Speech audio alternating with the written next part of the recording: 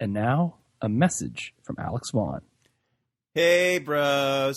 Greetings from Edinburgh, the city that's best pronounced by mumbling the second syllable. Oh, Edinburgh. That was good. After 20-plus hours and smelling funkier than Tone Loc's cold Medina, I arrived to the, quote, Athens of the North, end quote. By the time this podcast goes live, I will have seen Liverpool at Anfield and be on my way to foggy London, and hopefully still in as good of spirits as I am now. I don't know about that. I'm having too much fun to miss you both, but I wish I would if I could. Hey, I hiked today, and I got caught in the rain. Remember this advice, bros. Umbrellas, much like condoms, are only of use to you if you have them on hand. Lesson learned. Hey, I always say it's better to have it not need it than need it not have it. That was an editorial. Biggest disappointment of the trip so far is definitely the $20 I spent in Pearson Airport for a dry sandwich and a milk. What is this, recess in grade 3? I guess these airport restaurants raise their prices to account for food waste since, quote, and this is all in caps, who the hell pays, end caps, $20 for a lousy sandwich, end quotes. Anyway, I just ordered a, open quote, Highland burger, end quote, which has haggis on it, so I must run to the bathroom, presumably. We'll see how this goes. Remember now, I subscribe and I'll be listening, so don't be ish-talking me. Love you, brow. Just kidding, but not really. Alex Vaughn. And now, the show.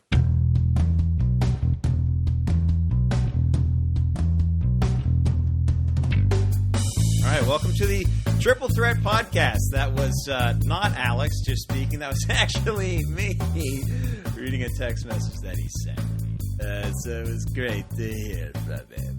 I'm Will Vaughn. I'm coming to you from Vancouver. Alex, as you could tell, is in London today. Yep. Yeah, he was in Old Scotland. Old Scotland. I Yes. am in New Scotland. What's old in?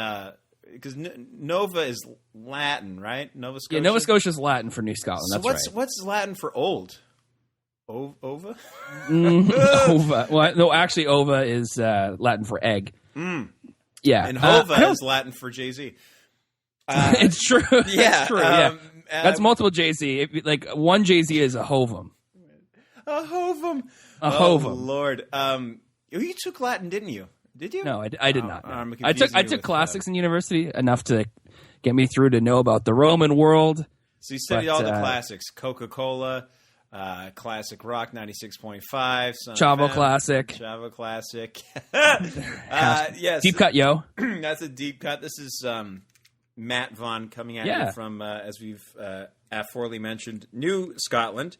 New Scotland, that's right. Yeah, and Alex is off in Europe. And I got real quick though. It was so weird to me when I quick. finally realized that New Glasgow was just Glasgow with new in front of it, like New York. That was so weird to me when I pieced that together. Where do you piece that together? What else is new?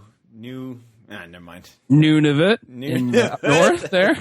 Famously, Old Nunavut is on a nude beach. That's got the word nude in it, right? yes, exactly. It's just a newer beach. Yes, it's a newer an old beach. You have to wear clothes on because it's just the way they had it back in the day. That's right. So the fellow on the show who's got the most interesting stuff happening to him imaginable is not here this week. Not here, folks. Not here. So that's just the logic of this show that. These two fellers just sitting at home in front of their computers are regaling you with tales of the guy who would be here, but he's not. Yeah, and I promise you, if you know Alex, you're probably happy that you're not stuck in Europe with him. Just you're better off. You're in better hands here, sitting, standing, walking. Listen, yeah, I wouldn't wish that upon Matthew, my worst enemy. I wouldn't wish that upon him. It would be just awful. I've noticed though on Facebook, was there a sale to Europe because. At least a couple of other people that I know were like, "Hey, I'm in London. Yeah, I'm in wherever." Do you notice that too? I know it's just that I think WestJet just opened up a bunch of new flights to London, and so they had some pretty big seat sales. Okay. Yeah. Also, if you follow Alex on Facebook or are friends with him, I forget how Facebook works. He's often going to be posting links to blogs that he writes. The first one he messed up on though. The first one. What did he do? It's worth reading. It's worth reading now that it works, but it didn't always work. The first thing he put up was like file not found or something like that. Oh, awesome! Yeah, for a little while. So he fixed it up, and he's on. Let's plug some websites right now. So he's on WordPress. He's a WordPresser. That's right. It's a good blogging site. He's WordPressive. And he's WordPressive. It's true. You have to use WordPerfect on WordPress. I don't know if you knew that. Yes, you do. You gotta use WordPerfect on there. Perfect. I miss Corel WordPerfect. Corel WordPerfect. I remember Corel had the arena in Ottawa. That's right. Yeah, the Corel Center. That's right. There's also a cookware called Corel. So Alex's website is Alexander, J as in Juliet, Vaughn at WordPress.com. So that's his website. And check, pardon me, out that website. And he's only writing about European stuff. So none of that boring, on my commute today, I saw a guy fall off his bike or those kind of stories, that you get here all the time. No, you get the good stuff. Did you see that, Will? Did I see that? No. Did I see anything really interesting on the street in the last week? Not really. A lot of skunks. That's what I've been seeing. A lot of skunks. A lot of skunks. Intriguing. Yes. Here in downtown Vancouver, I see a lot of skunks and raccoons. But raccoons I'm not so afraid of. I mean, I'm not going to... How are you saying that? I'm really intrigued by the way you're saying It's a raccoon. It's a raccoon. Now, is it like a maritime thing? We call them raccoons, but you want to get rid of that accent to... No, it's just I like pronouncing words differently than other people.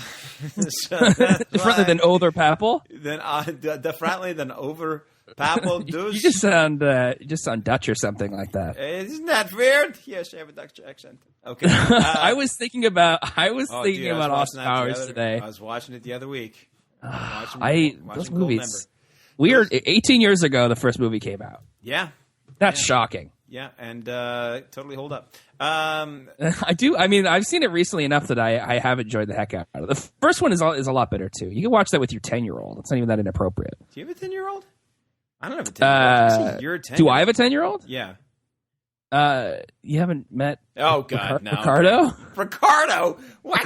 Ricardo Montalban Vaughn. Named after the infamous Ricardo Montalban, the original... Con. The original Con, yeah. The original Con. I mean, also from that show about Fantasy Island with Nick Nack. Yes. From Man with Golden Gun. Yes, that's right. He was in with Roger Moore. Yeah. Who was probably in something with Michael Caine, who was in Austin Powers 3 Goldmember with. There you go. Mike Myers. I wonder if Roger Moore has been anything with Michael Caine. I read Michael's book. He mentioned hanging out with Roger Moore. He's buddies. Oh, there you go. You could just be like 6 degrees. You could be like, Michael Caine was chums. Michael Caine really seemed like that kind of guy who'd be pals with anybody, and it wouldn't really be surprising, right? He's just like, I think I'll be a friend. It's me, Michael Caine. In the 70s, like, he would be the guy, too, though. No, he was the guy. Like, you would want to be, like, he would have sweet parties, I bet. Oh, just yeah. like you want to be like Warren Beatty's friend in the 70s, or Jack Nicholson's, or Robert Evans. You know, all these people. Robert Evans. Robert Evans would be exceptional. I mean, I guess so.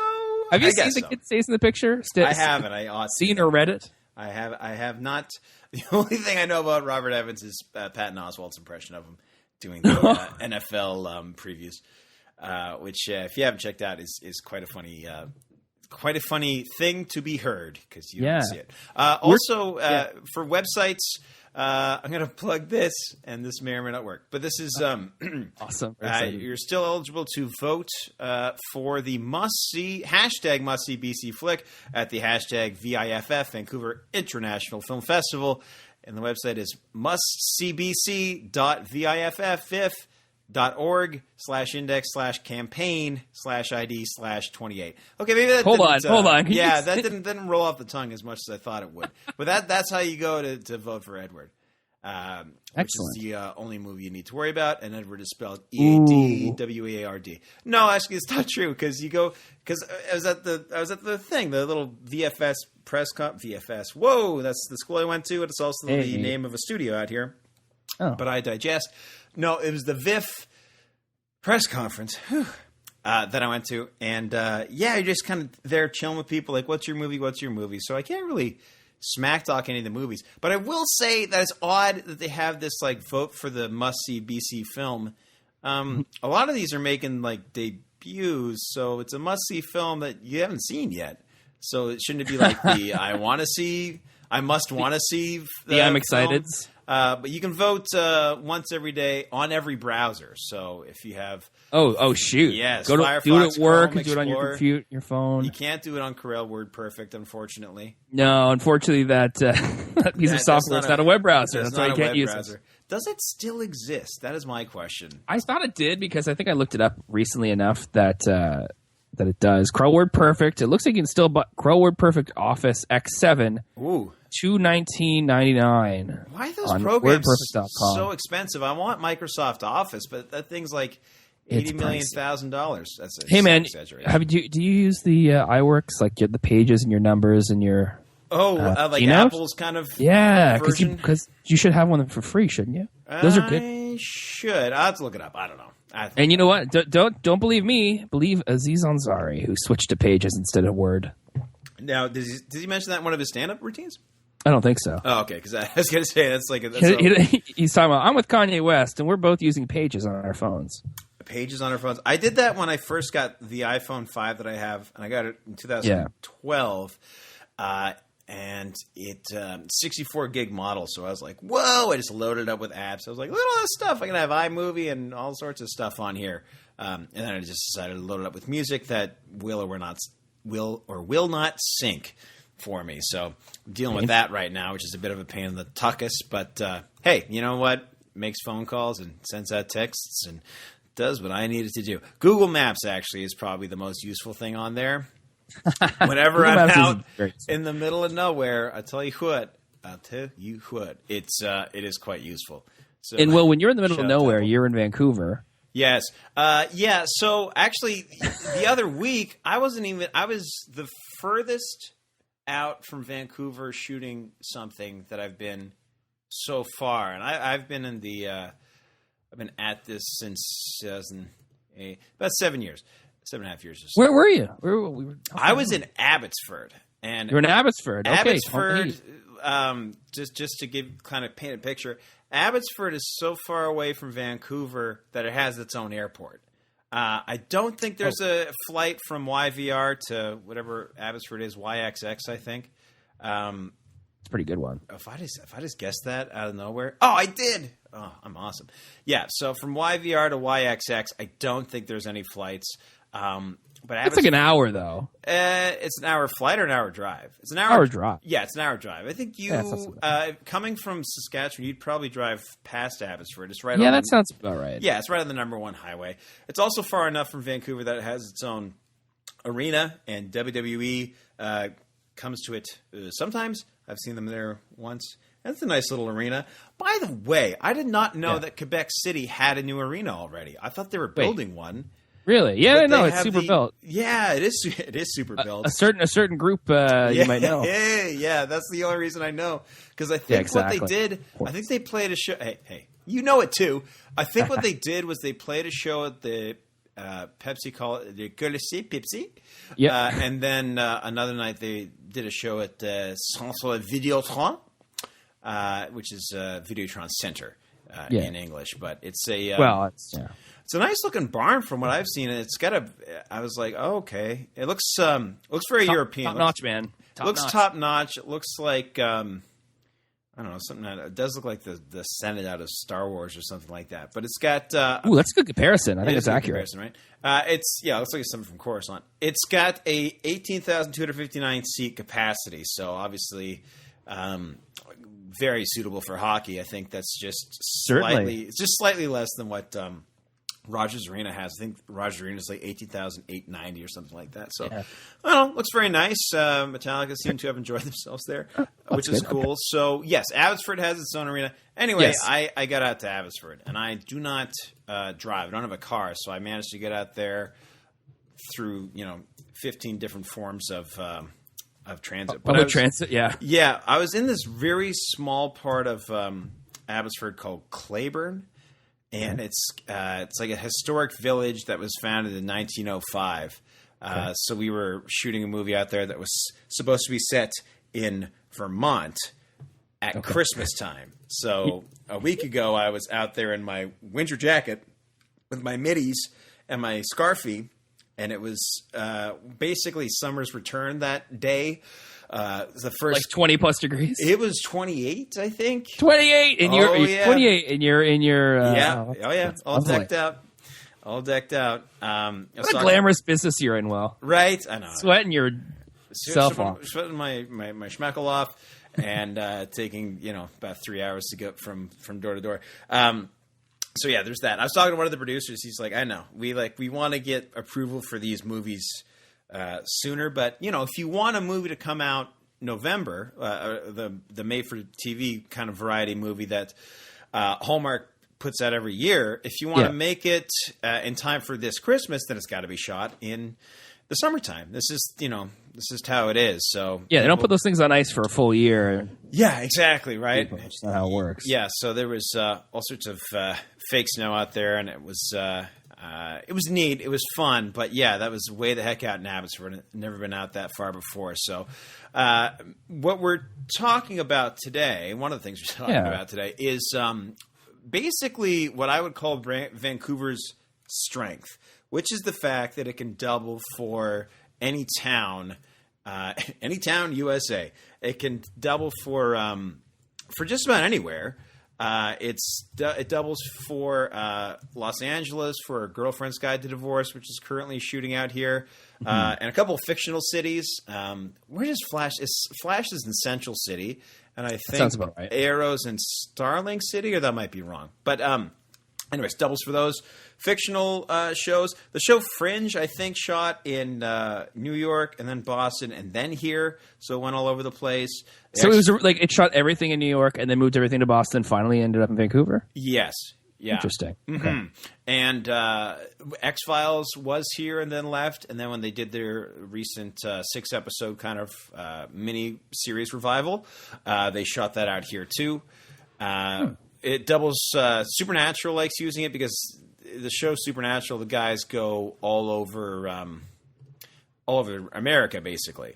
So if you needed to double for the U.S., then this place can double for just about any place in the U.S. So we're talking about this video, Vancouver Never Plays Itself. Hey, do you want the website? It's vimeo.com/138807572, or do what every normal person does and just Google Vancouver Never Plays Itself. It's a video put together by a guy named Tony Zhu. Now, Will, have you seen the movie that I'm sure it's taking its title from, Los Angeles Plays Itself? I have not. What is that? Is that like it's a really good documentary, and it's just about Los Angeles and its depiction in movies. Mm-hmm. And it's simple, but it's a long movie, and I know that for a very long time, I think it was first done in like the early 2000s or even in the 90s. This person cut together this movie and did voiceover for it, and it's mostly just shots from other movies. So for a long time, it couldn't really be distributed.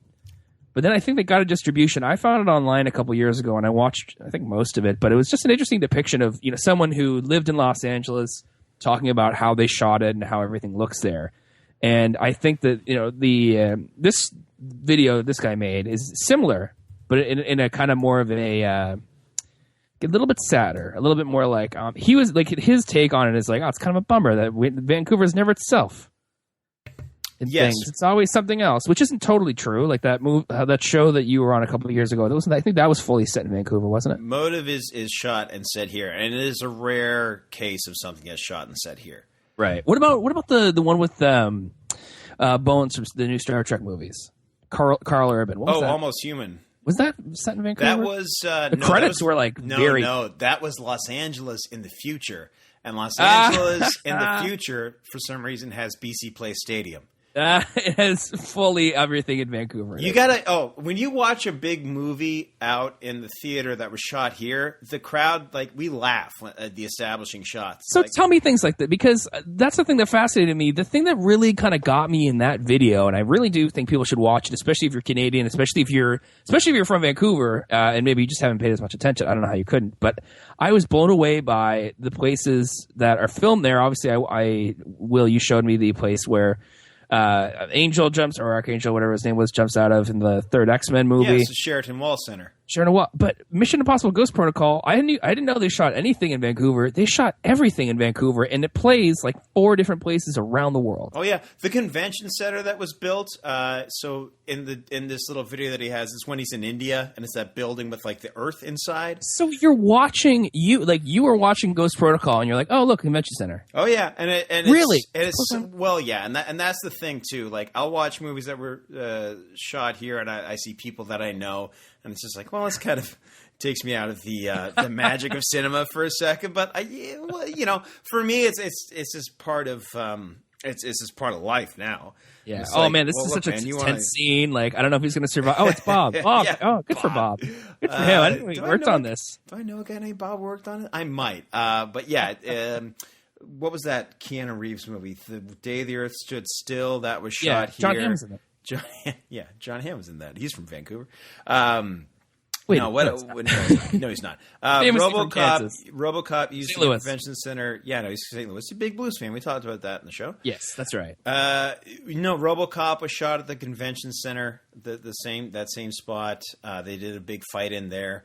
Rarely on the stuff that I shoot is it shot downtown. That'd be such a treat. Actually, part of Edward was shot 2 blocks from my house.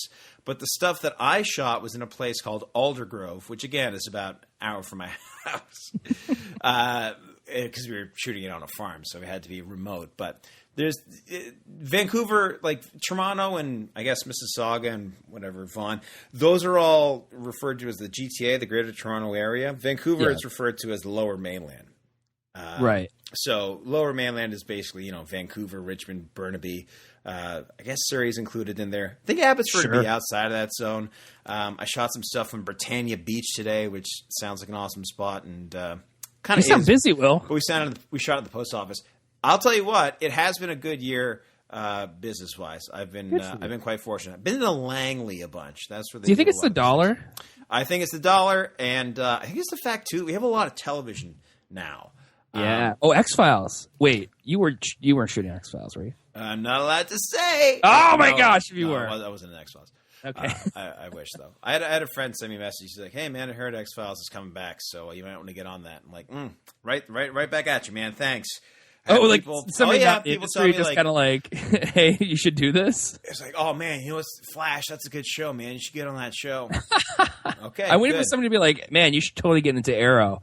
Yeah. Watch season 1. Arrow. Well, because I was fortunate enough to do Arrow, and it was early in the season, and I guess I was also fortunate to do Almost Human early in the season because Almost Human didn't move on from that. Unfortunately, I thought it was a neat idea, but I guess people didn't really latch onto it. But I like Carl Urban. I forgot he was in. He's Bones, and he's also he's in 100 different things. He's Dredd. And Judge Dredd. Judge Dredd. He's Aylmer in Two Towers, and a whole bunch of stuff. Homer Simpson. Homer Simpson. That's a good Homer. I didn't know you had that in you. That's not bad. Daryl Hammond is just a better one. It's been a busy year, but we get a lot of television. There's a show called The Man in the High Castle. That's I know about that. That's a Philip K. Dick movie. Yes, PKD and the Place to Be, and that's I gotta talk about PKD in a second here. PKD, right on. Also produced by Ridley Scott. I think so. Yeah. Yeah. So I think that's an alternate history one about if the Nazis had won the war. That's right. And the Nazis famous book. And the Japanese are fighting over the United States, and there's a spot in the middle that they're fighting over. But so that sounds like a cool show, right? Well, that's on Amazon. That's on Amazon. There was a thing where I think Amazon did a bunch of pilots and was like, "Hey, everybody vote, and we'll make this series." And people voted for that one. That was one of them. Well, yeah. I mean, you hear the premise, and you're like, "How could I not want to see that?" It sounds awesome. Philip K. Dick, huge names behind it, like. Easy decision. But shot in Vancouver. Interesting. Shot in Vancouver because it can double for anywhere that they need to. In this dystopian alternate 1960s past/future. Oh wait, I just really confused myself. But I was coming back from set a couple weeks ago I was on the train and I passed like 3 different circuses of shows. Like there's just all sorts of stuff shooting. Saw this giant set that was probably for Star Trek with a giant green screen on it. Saw a bunch of old fashioned cars driving by a green screen. So I think that might have been for Man in the High Castle. But so it's the dollar, which is nice, but we're still competing with Toronto. I'm not sure exactly where our our tax incentives go. As shown in that Vancouver Never Plays Itself video, the shot from The Simpsons, which is stay for the tax credit, come for the tax credit, stay for the marijuana. But yeah, there's just a lot of television now. And actually, I read an article about how there might be too much television because they keep shifting around. This is on network too, but they keep shifting around showrunners and leads of TV shows and that sort of thing. Like NBC is kind of terrified to have a showrunner that's like kind of brand new to run their show. So like they're kind of don't have enough quality people to keep up with what they're producing. I think we're in the middle of kind of like a bubble. There was the .com bubble in the 2000s. I think we're in kind of a content bubble that I think will burst. Yeah, I'm thinking the same thing too. You talk about like, because the idea, like if we look at a chart and we look at just kind of like the uptick in it now, it looks like it will never end. Like it looks like I'll have a TV show in a couple of years. It will be on, it'll be on the Home Shopping Network website. It'll be a web exclusive show. Yeah, be webisodes. So and it's not, it can't keep up. No, I agree with you. We have like kind of a superhero bubble right now too, as far as films go and content, and that's on television and in films, and. I think that's going to pop too in the back end of like 2018 when they start really dipping deep into their Marvels, things like that. Yeah, I agree with you. Yeah, because it's like, all right, like it can only last for so long, right? I mean, Ant-Man is good, but how much deeper can you get with all that stuff? So yeah, I don't know. We're at the beginning of a Star Wars one though, and that's going to be fun to ride out. That'll be fun to ride out, and then I'll go to the woods when that's over. I'll stay in the woods. I'll camp out. Go to the woods with a shotgun and see what happens. Yeah. Just sit down and dig a hole in the ground to do my business in, and just live off the land. I think that'll be beautiful. But yeah, there's a lot of television right now, which is great. Which is great for us.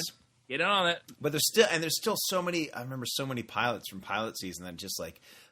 I was just kind of curious. I was dwelling on shows that I auditioned for and I didn't get, which is a bad thing to do. But I did go and not good for the head. It's not good for the head or the heart. But I was going back and looking at those things, like I wonder what happened to that show. I thought that was a cool idea. Oh, it's not. It's just a pilot. Or I've seen some pilots that are like, hey, it's coming out as a made-for-TV movie. It's like, no, well, this is just the start of a show that never really took off, unfortunately. So yeah, exactly. I think they just want to make their money that they spent on producing it, because some of these were very expensive shows. There's a show called Virtuality that Fox made, and they made that in a 2-hour made-for-TV thing. And there's a show called Borealis, which is a Canadian show set in the Yukon in the future. I don't know why that didn't catch on, but that was also a 2-hour made-for-TV movie that Space Channel did up in Canada. Oh, was I complaining on this show about the fact that so many comedy shows have moved over to Much? Was I saying on this? I think that came up, yeah. Somebody, I thought Alex complained about it, but maybe it was you. It could have been either one of us, and I was like, man, it sucks because I don't get Much in HD.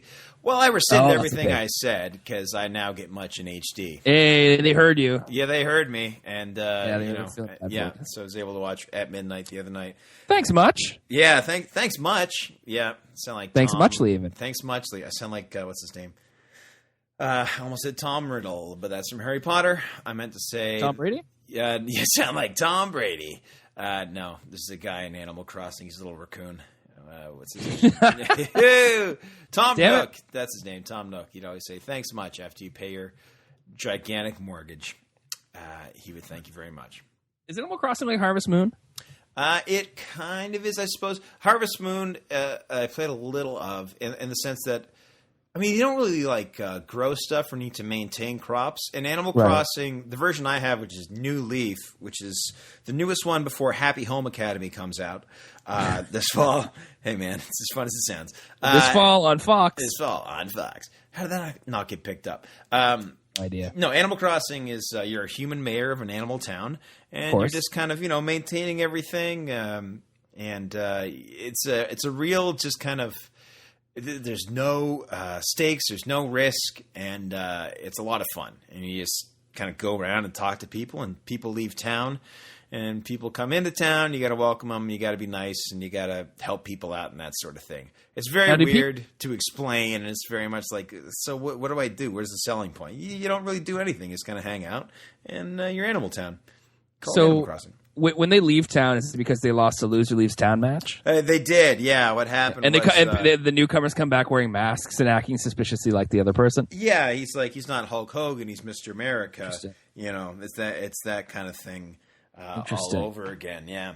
Now, Matt, you were telling me about a game that you're trying to get into, but you can't quite manage. Well, I couldn't really crack it. So I was hanging out with my friend George. We were going to watch Blade Runner again. Jorge. I'll get back to that. I'll get back to Blade Runner. You will, and we were going to get to PKD. Oh, that was the PKD. Okay, that was the PKD thing. All right, okay. Thank you. Yeah, sorry. And I wanted to pick back up on Arkham City. So I thought, George, he's pretty well versed at video games. He's at least a little bit more knowledgeable than I am. I feel like. Because I mostly, anything that I knew about video games I've kind of let kind of wither within me because I play sports games now. And I just play those for months. Which counts as video games. Yeah, but at the same time, I feel like there's different ways of thinking that help you in certain games. Like being like, oh, well, of course we do this now because that's what you do in games like this. So try to get back into Arkham City. I was 3% done when I picked it up. But by the time we finished playing it, we were at 3%. 3%. We were still there. And it was just kind of tough to get into. There's a part where, obviously the appeal of the Batman game is you're Batman, and you have your bat thing, grapnel, where you can shoot between buildings, and you go super far, and you can glide and fly and everything like that. But you still don't have a gun, and some of the bad guys have guns, and they just shoot you, and you just die. Yeah, you gotta get out of the way of the guns. I know, but it was so hard. Yeah. So hard to do it. So that's why I was back down at about 3%. I think we talked about it last week where we talked about you did a little bit better. Well, we talked in the past. You playing your Batman Stuck in a City games, and maybe you'll have to show me how it's done around Christmas or something because I'm not. Yeah, I can show you how it's done. You're not good, and that's okay. I'm, as we say, not good. Not good. Yeah, we're going to correct that from now on, darn it. We're not going to accept this not good anymore, this butchering of our fine Arguably, let's just go simpler. Let's just say bad. Bad. 3 letters, B-A-D, beautiful and dangerous. I think, so with me, and I've talked about it on the show, so you're at a bit of a disadvantage, I'll tell you what, because you're into the second game. And I'm sure this game kind of just picks up where the other one left off. So if I were to pick it up, I'd know because I went through Arkham Asylum. I know all kind of the strategy and what you got to do. Now, when we were playing Arkham Knight, me and Ian Hanlon's friend of the show, we would trade off every time somebody dies. So that game, you need to observe kind of from above, kind of a cluster of enemies, and Batman will be like, all right, there's 10 of them, 5 of them are armed, and you have certain weapons that can help you out. You don't have a gun, but you do have a disruptor that you can use, and you can, and this might only be in Arkham Knight, but he's got the disruptor that you can shoot guns and disable them, or you can shoot ammo crates that the enemies will go to get more guns, and that'll electrocute them, which is very satisfying. So you got to kind of lay out your trap and take care of your strategy first before you swoop in and fight a bunch of guys. So many times I was like, okay, no, I think I can just go in there and beat them all up and swoop in, and they'd whoop me. And then I give it over to Ian, and Ian would be very methodical. He'd take out each guy one at a time. I mean, yeah, Batman doesn't have a gun, but when has he ever had a gun? That sounds like I'm just doing it wrong, man. Yeah, so I'll show you Christmas time, but it is about the strategy. You do have to think about it slightly different, and also I've not played Arkham City, so maybe slightly different. But the only game in that quadrilogy that would be different would be Arkham Origins, because that was done by a different developer. That was done by Activision. Cheat show. Yeah, okay. So it's done by a different one. So this is Arkham Asylum, City, and Knight are all kind of part of a trilogy. But Knight is definitely by far the best one. Also, you're playing a bit of an older game that doesn't take advantage of what new games have been able to improve on over the years through various things. I have the Uncharted game sitting on my shelf, but I'm like, I don't know, because the Uncharted games now, Uncharted 1 is it's pretty old as far as games go. I mean, heck, this is on PlayStation 2. Nope. This is on PlayStation 3, and we're in year something of the PlayStation 4 right now. Yeah, 1 or 2, or I guess we're 2, I think. The big thing going on in games right now is Destiny. Destiny. Oh yeah. Yeah, Destiny's the big one. Yeah, Uncharted came out in 2007, so I don't know if I feel like picking that one up, even though they're all quite nicely reviewed. I don't know if I feel like picking up an 8-year-old game and trying to crack into that. They also came with a free controller, so that's why I picked them up. Oh, easy decision. Yeah, I mean, I still go back to things like Vice City. I could play all day. Sure, yeah, because you were on the ground floor when that came out. Oh, yeah. So you have two things going for you. You have the fact that you just like it, and also not even nostalgia, but it's like you just have a familiarity with that game. Whereas if I were to pick up Uncharted right now, I'd be like, I'm not so familiar with this world, and now I got to kind of get into this. And I don't know. It's a lot to get into an old game, and people aren't really into it. Like, it was fun to play Arkham Knight because it was new and everyone's kind of into it right now. And it's like, all right, Arkham Knight, here we go. You know, it kind of felt part of something cool. Yeah, you felt like you were part of something bigger than yourself. I'm playing an old game right now. It came out last year. I got it for my birthday. Hyrule Warriors, which is this is a Wii U game, and I've been enjoying my Wii U quite a bit. As Alex would say, Wii U, but he's not here. I don't think I've ever heard him say that. That's great. Oh, he's done it before. So I've been enjoying it quite a bit. I still think Mario 3D World's probably my favorite game on that. I just think it's fantastic. I've been playing Mario 3D Land on the 3DS. And Mario 3D World is basically...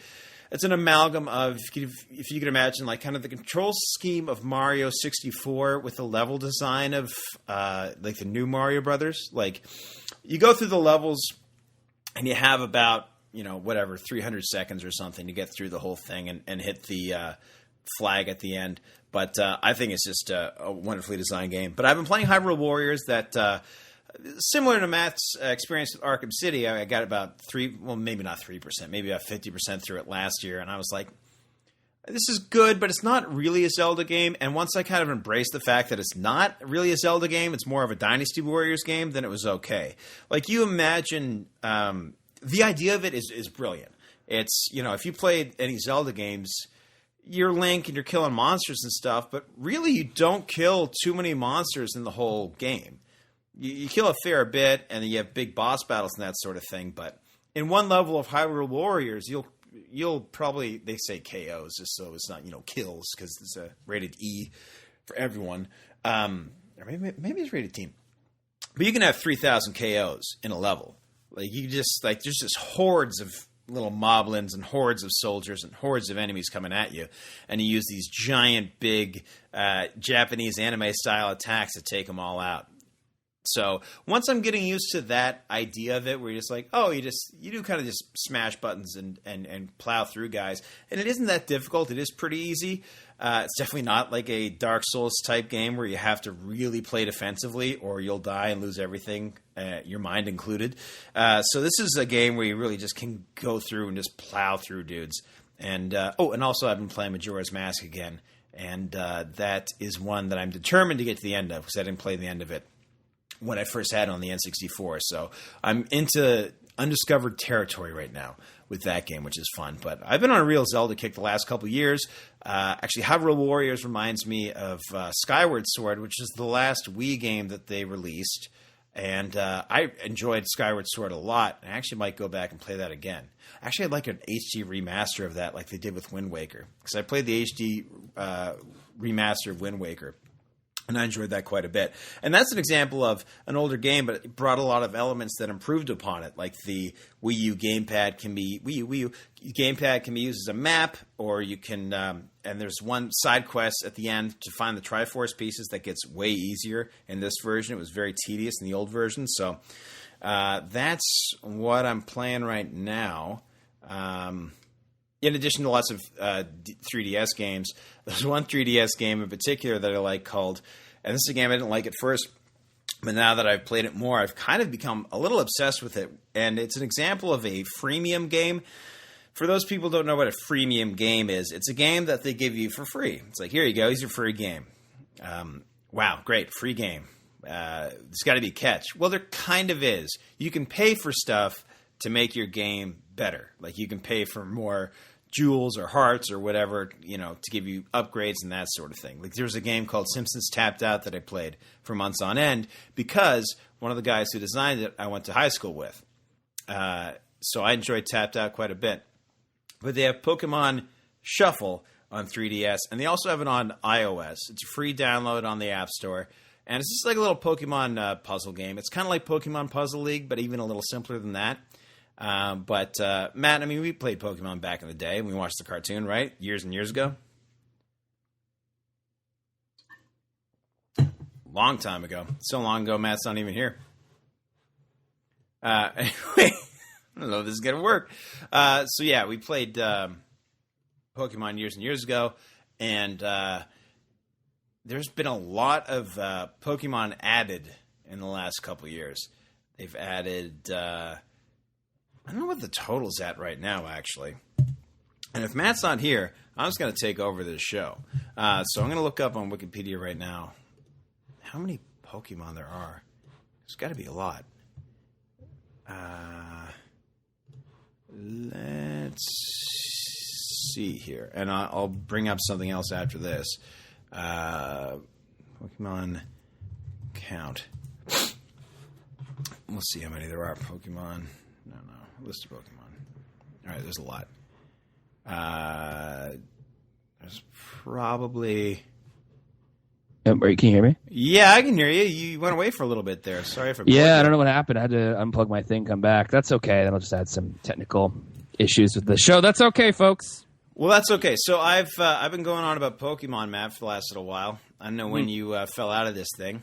I heard literally everything that happened. Oh, you heard me. I was responding to you. I think I even asked how many are they at now, and I think you just said, "What are they at for that?" And I thought you might have been talking to me, so I don't even know. I was in a way.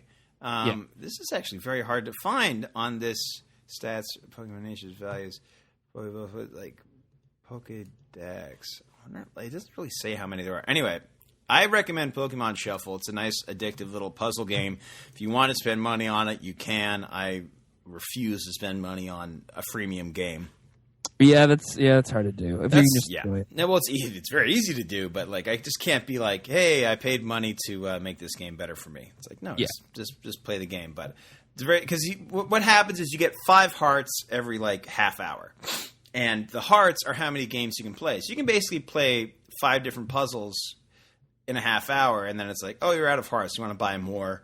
Or you want to trade a jewel for, more hearts or something like that. And that's when I'm like, all right, it's time to put this down and pick up my other version of Pokemon Shuffle. And I play that instead. But yeah, Pokemon, they've gone crazy over the last couple of years. And it's still around. They've been around since the first Pokemon game was like 96. Yeah, that sounds about right. Yeah, and that was when they were like red and blue and green and yellow, and now they've gone on. They're red and blue here, and then they were either red and red and green. They're red and green in Japan, and then blue was 97, and then 98 had yellow, red and blue, gold and silver. They're up to Omega Ruby and Alpha Sapphire, and I think they're going to do X, Y, and Z next. I thought they already did those though. They did X and Y. I think no. You know what? X, Y, and Z is like a cartoon series. Actually, no. Alpha Sapphire and Omega Ruby are also remakes of Fire Red and Leaf Green, Ruby and Sapphire, X and Y. Goodness gracious! Yeah, no, man. I'm confusing myself here. The one thing I'm looking for, and I think they've had a chance to do this, but they haven't done it, and I think it's a mistake on their part. I think Pokemon is a great game that would be perfectly played on an iPhone. Yeah, because you don't need to have a quick. It's you're selecting things, and you're just to go press. You could even make it. You could make it almost a tap game if you wanted to, but you could also just make it. Half your screen is the controls, and the rest is everything else. Yeah, it was so easy to do, and you could charge lots of money for it, and people would go nuts for it. They actually have something called Pokemon Go, which is coming out next year. It's not really the same thing. I don't know enough about it. It's like a virtual reality game. I think it's like you have your camera open, and then you have to walk over there, and look, a Pokemon's there. It's not really the same. But it could be like hiding behind a thing. That'd be so cool if you're just walking down the street, like, hey man, on your just head. gotta download it and we'll see. Well, yeah, it doesn't come out until 2016. But anyways, Pokemon Shuffle, I think, very fun puzzle game that's free for you, cheap for them. Hey, Matt, now that you're back. Hey, Hey. Quick reminder, never left. Heard everything you said. Yes, that's true. Yeah. Well, then maybe you didn't hear what I said about the boo. No. Maybe I wasn't here. No, you heard everything. So, Matt, earlier you wanted to talk about Blade Runner. Blade Runner. The film based on the PKD novel, short story, right? Do robots dream of electric sheep? I think it's the name. Androids. Androids. Ah, so close. See? Great title, by the way. Do androids dream of electric sheep? I want that as a tattoo, although it is pretty wordy. But yeah, you revisited that, Matt, and I've only ever watched it once in the theater as a director's cut re-release. But I thought it was pretty cool. But I'm not like a super huge Blade Runner aficionado, I would say. But you've watched it probably a couple more times than I have. Well, I've seen it twice. So I've seen it once more than you have. That's 100% more than me. Then that's 100%. It's true. I mean, percentages. Don't use percentages for that kind of purpose. You know? Yeah, you've done it 100% more. 100% more. It's true. You want to use multipliers, right? Like 2 times more. There. Yeah, Blade Runner is one of those movies that when you start getting into movies and you start getting older, old enough to watch things that aren't just cartoons or Pixar movies. I guess if you're young enough. Then it's a movie that people talk about, and it's people talk about it as kind of like a foundational text for modern cinematic science fiction, and I think that's definitely accurate in terms of what Blade Runner has delivered in terms of its influence. But I remember I watched it, like I said before, I watched it with my buddy George, and we saw it probably 5 years ago, and we saw. Now this is important that we saw the director's cut, I believe. We rented the director's cut, and we watched it on like a 27-inch TV, 10 feet away from the TV, and we were both kind of like, well, that wasn't very good. We finished it, and we were like, oh, whatever. Like, I could kind of see why that would be interesting, but past that, I don't think it was that good. So I thought, you know what? Like, I got to give Blade Runner another try. I don't think we really did it right. And I own Blade Runner now. I have it on Blu-ray. It was one of those things that was on sale for like $8 on Amazon at Christmas time. Yeah, scoop it up. Easy buy. Yeah. Even though it's a movie that I watched with someone and said I didn't like. So I went back to it. Now, this one's the final cut. Now, Will, I don't know if you knew this. Blade Runner has actually probably 7 different cuts that are released. Yes, they do. Because they have a theatrical one, and then the one that got a lot of DVD play is the director's cut, which is not cut by Ridley Scott, the director of the movie. Director's cut was done after Ridley Scott was fired from the project.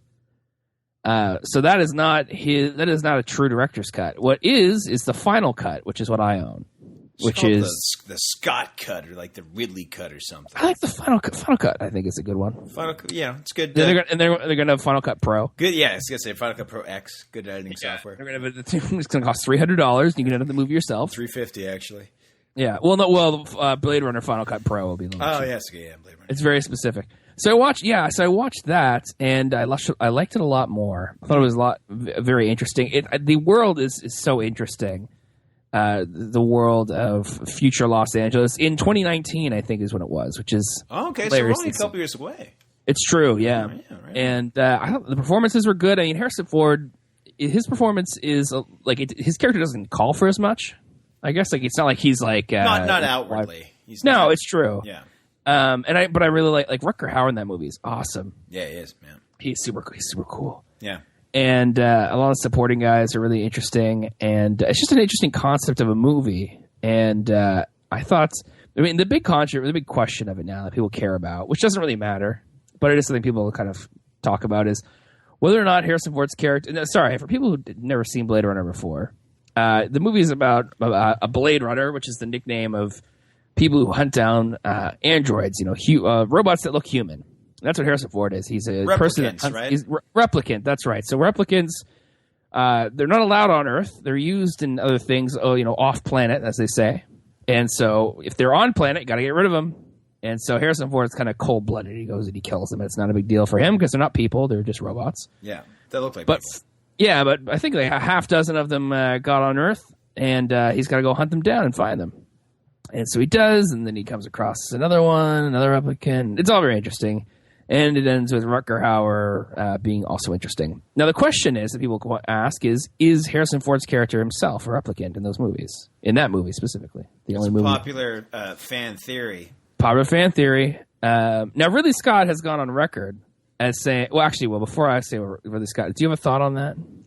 I don't know. It could be the Battlestar Galactica kind of "Are you a Cylon" thing that they did years later after Blade Runner, but I don't know. I really don't know.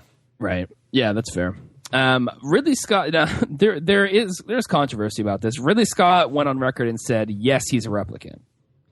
Harrison Ford went on record and said when we made the movie, Ridley Scott and I decided he was not a replicant, and we talked about it. So that's kind of so that's a couple different takes on that. Now, in the short story that it's based off of, his character is not a replicant. He's very human. It's explicitly stated that he's human.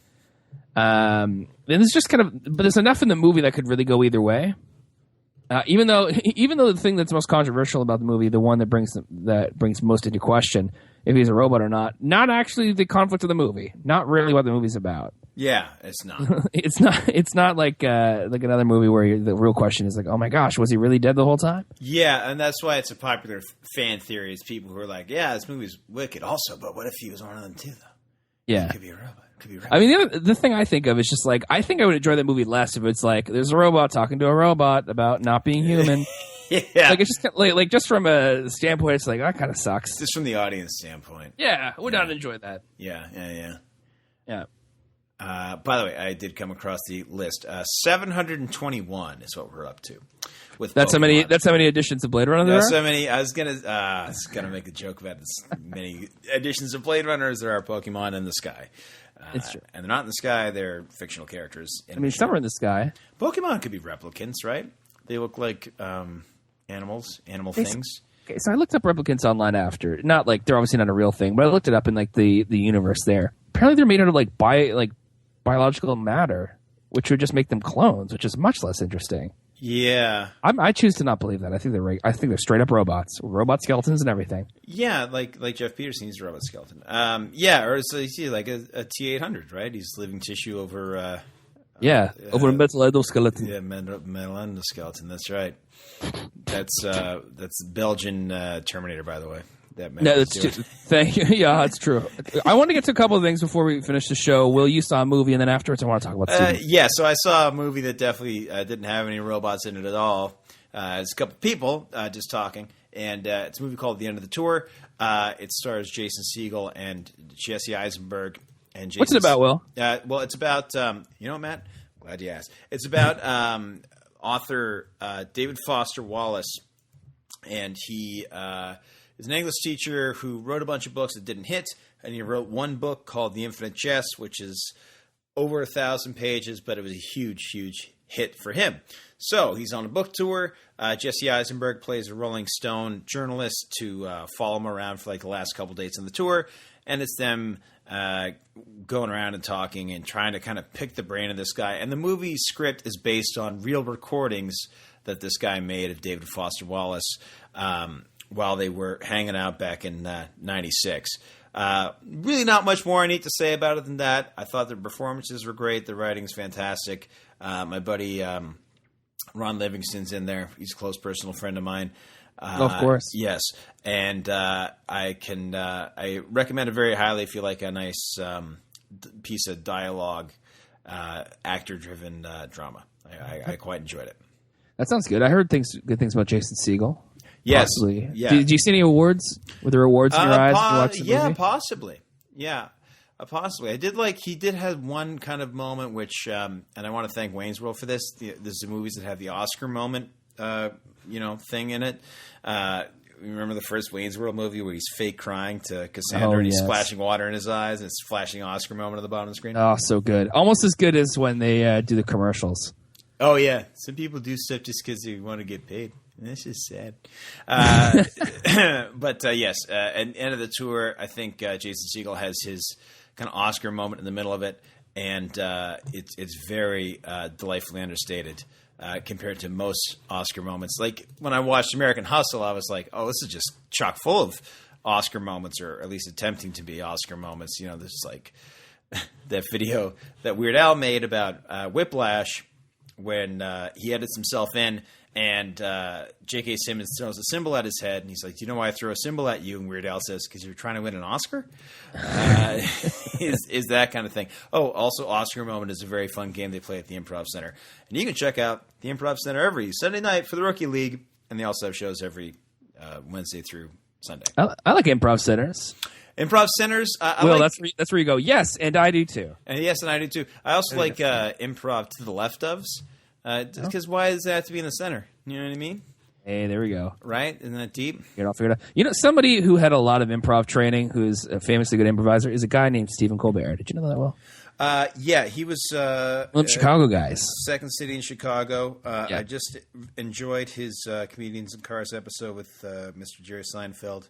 Yes. When he had his cool captain's beard that he had to shave off. I love that all the late night guys or talk show guys always grow a big grizzly beard. Like Jon Stewart does that, and Conan did that for a bit. I love Colbert's beard. His beard it's so good. Like it's almost like, please bring it back. You can do it for a month, whatever. You could do it for a month. He's like, no, man, I just got this job. I need to do this. Yeah, we wanted to say something about the late night scene, didn't we? What did you want to? Well, it's interesting to me how much it shifted in the last year or two. Yes, yeah. Like just if you were like you watching 5 years ago and you're like, who's on late night right now? I'd be like, well, you know, there's a Colbert Report, there's the Daily Show, there's Jay Leno, there's Letterman, there's Fallon. He's doing pretty well for himself. Nice, there's Ferguson, Craig's Kimmel. on there. Yeah, Kimmel. Yeah. I mean, there's a couple other things in there, but that's about it. And then if you look at it now, it's like, well, now it's like Fallon's the guy, and there's Kimmel still, but now Colbert's got his own show where he's himself, and Seth Meyers has a show, and trying to think James Corden, this guy who you've never heard of 5 years ago. Matt's Doppelganger has a show. Yeah, that's right. That guy could do worse, I guess. Yeah, right? Come on, he's an enjoyable fella. Yeah, I would like to be more of like a personality doppelganger with him. I think he's a lot of fun. I was watching his. He did a Stevie Wonder, right? It was delightful. Oh yeah. He does the thing we talked about before, where he sings along with famous musicians as he drives them around Los Angeles. Yeah, and see that's the right thing to do, because that's like Kimmel's got noticed for this a couple times, and of course Fallon, like anytime they do a history of rap thing. But it's if you get online and you get viral, that's how I started to see that James Corden was making it. I was like, okay, so he's getting online recognition. So these little clips that he's doing, I like his show too. He'll bring out like two guests at the same time. Also it's that British style. Yes. Also forgot that Reggie Watts was his band leader. I had to be reminded of that because I just watched the other night. I don't get to watch a lot of late night TV now, unfortunately. But the landscape is heck. We might be looking at a late night bubble that burst, but not really, because it's the same amount of shows that just shifted. I think you're right there too. Like, I think that it does seem like it, because I think the shows have become a little bit more prominent. Like 5 years ago, you could find things that Jimmy was doing online. You can find things that Conan was doing a little bit. Maybe not 5 years ago, but 5 years, people like Jay Leno and Letterman didn't really have that. They weren't really that presence. They didn't have that presence. They're old school. They're old school. They didn't need it. They just got to get up and do their same thing. So Steven's going to have to kind of crack that, like Jimmy did, and like James Corden. Well, I'm did. wondering about have you seen Colbert? I saw the first one. I saw a bit of his other one the other day. And we're coming up on 2 weeks now for Colbert. 2 weeks, and he hasn't been fired yet, so that's good. It's not fired yet. No, it's true. Not fired yet. Knock on wood. I don't think he won't get fired at all, because I really enjoy him. No, I don't think he'll get fired at all. He's bringing his own. It's a Colbert Report feel to the late night thing, because he's got the little, I don't know, what do you call them, graphics next to him, and he does the desk instead of a monologue. Really, he does a very, very short kind of monologue where he's really just kind of interacting with the audience, or kind of having fun with it, and then he goes to something he's more comfortable, a desk piece, which is fine. Yeah, there's no law. You know who I see getting kind of lost in that whole shuffle is actually, unfortunately, it's Seth. Oh, absolutely. Yeah, Seth is definitely lost. And if you want to, I remember I was looking through videos today of late night things, and I was like, okay, there's Fallon's got 3 videos that have 10,000 views, and it was the night before, and then I looked at the Seth Meyers had one, it was 2,000. Yeah, and I was like, that's kind of rough. I mean, I hope they stick it out with him. I don't know what the budget is or anything like that for a late night show like that. They just redid his set. I mean, they redid his set like a year after he came out. because he wanted to kind of reinvent the wheel set wise, which I think was at least admirable. Yeah, and then it was like, it did not work. Yeah, James Corden did that. Actually, I do like Stephen Colbert's set too, with like the ceiling kind of. Awesome. It's great. But yeah, unfortunately, I see Seth getting lost in that shuffle because it was so. The idea that it was going to be him and Fred Armisen was great, but then Fred's unfortunately he's hardly ever there. Hardly ever there. Yeah, it's he's true. Working on other stuff. But I think the other week he had on Paul McCartney's drummer. And he was like his band leader for a little bit. Oh, like is he the big guy who looks like he's like a Samoan or something? Big Hawaiian looking dude. Oh yeah, that's awesome. Dude with an earring. Yeah, he looked pretty cool. And then so I think you just kind of let Seth do his thing. He's on super late. Like that's kind of the point of the show. Is like he's on so late nobody's watching it. But James. I've seen James Corden since he did the first show. Super nervous, and then I just kind of checked back on him.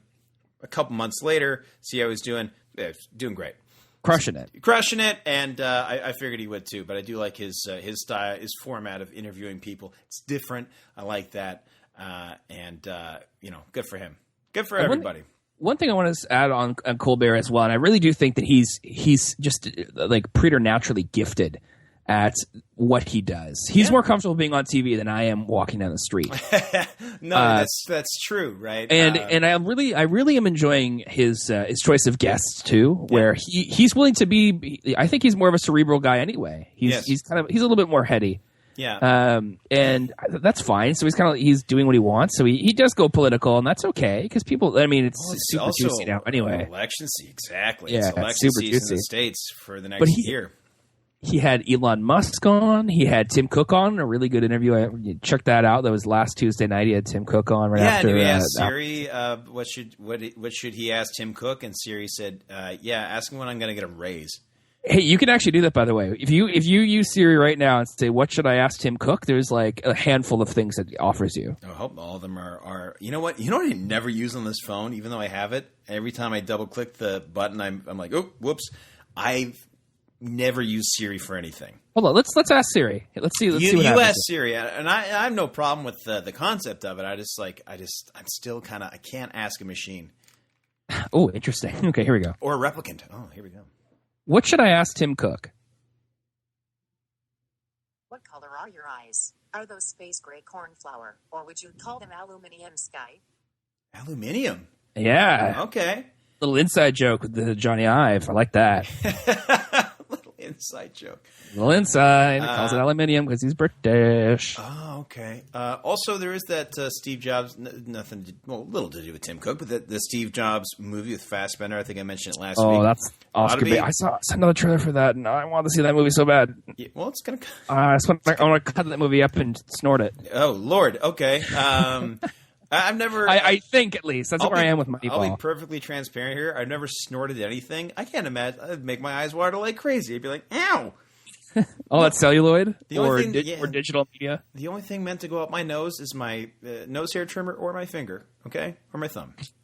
Or my pinky. Thumb. Thumb. Or my fist. You can fit the whole thing up there. Oh, so, what I think we should do, Matt, since we touched on exciting movies coming out.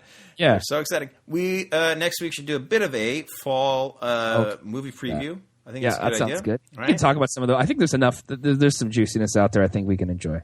There's some. Let's try to unearth or blow the dust off maybe some films that you weren't aware were coming out. Okay. Because we know about our Jameses and our Katnisses and our Finns and Poe Damerons. Right, those guys are all coming out. Yeah, those. I mean, that's more winter. I guess you could just be like a rest of the year preview. It's see ya 2015. We hardly knew ye. In September, I'm gonna call it second summer though, because I think there's enough movies in there, a handful that I would want to see. Oh, the box office ain't done yet. Oh man, it may seem like it right now, but it's not done yet. Like they might be cut up a little bit because of the year, but I think like the year's best performing movie financially might not have come out yet. That's right, and it's also going to drive Matthew Blood Red mad when it comes out on December 18th, and then in February it's like the top-grossing movie of 2015. Star Wars episode, because it'll make a lot of money in the latter part of December, but it'll also make a lot of money in January and February. Oh, I really want a movie to come out like New Year's Eve, and it like makes like I don't know like $250,000 on January 1st. And they're like, the top grossing movie of 2015 is. They're like, we're not lying when we say this. We're dead serious. It's this movie. It's this movie. It made all that money in a second. Isn't that crazy? Heck. So that's next week's show. We still got more to talk about next week as the world turns. Don't unsubscribe, folks. Please do not unsubscribe. Look, Matt went away for a little while and he heard everything I said, but it's nothing personal, right? It's all good. So we don't want you to go away. We want you to hear everything we're saying. Subscribe on iTunes at bit.ly/ Oh, no. I won't give that up. But so yes. There's Will's on Twitter. I'm on Twitter at William C. Vaughn. Matthew's on Twitter at MP Vaughn. Alex is on Twitter at Evonix. EVAUGHANICS. I think you should go with an X, really, but whatever. Yeah, you should. Yvonne Alex. Oh, that'd be a better name. That'd be so sweet. Yes, and also follow him at AlexanderJVaughn.wordpress.com. Yep. Okay, that's actually way easier to remember than the VIF voting thing. But also vote for Edward because I think we're running out of days. So please vote. If we win, we get money and we get a red carpet screening. Yeah, we get a bunch of cool stuff. So maybe I should have mentioned that before I asked everybody to start voting for no reason. So thanks everybody this week for listening. Next week we're going to name all 721 Pokemon from memory. I'll start studying. Perfect. Right? I'll start studying right now, and we'll catch you on the flippity flop. Yeah, we'll see you there. Yeah.